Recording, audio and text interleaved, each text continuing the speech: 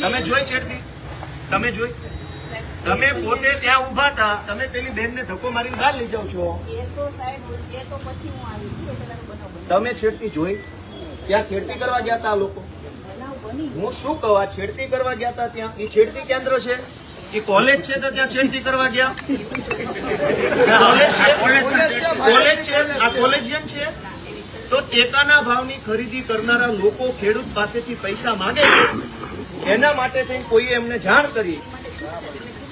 તો આનું શું છે?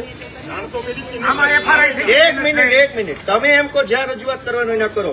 પ્રાંત અધિકારીને 18, 19, 20 તારીખે 3 વખત રજૂઆત કરી. આરએસી કલેક્ટરને 18 ને 22 તારીખે 2 વાર રજૂઆત કરી. કલેક્ટર સાહેબને 24 તારીખે મેં રજૂઆત કરી. 24 તારીખે સીઈઓ ને રજૂઆત કરી અને 24 તમને એફઆઈઆર આપી. હજુ તમે એમ કહો રજૂઆત કરો. તો આ ગુંડા તમને રજૂઆત કરવા આવ્યા હતા? બેન, ભગવાનથી ડરો, ભગવાનથી ડરો. તો ધીમે એટલે પણ હું કઈ ખાઈ ગયો? તમે અમની ઉપર ખોટા આરોપ મૂકો. બેન, તમે છેડતીનો આરોપ કેવી રીતે લગાવ્યો ના ઉપર? હાલ હું પગે લાગુ.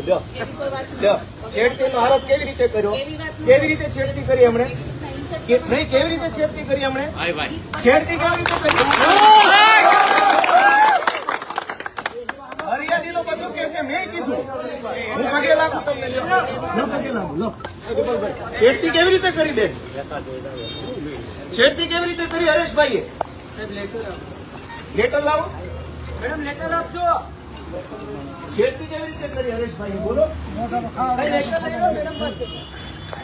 ભાજપના ગુલામ થઈ ગયા. તમે લોકો જરા જાગૃત બનો અને કાઢો ભાજપને. હરેશભાઈ છેડતી કરવા ગયા, એ કોલેજ છે, એ કોલેજ છે.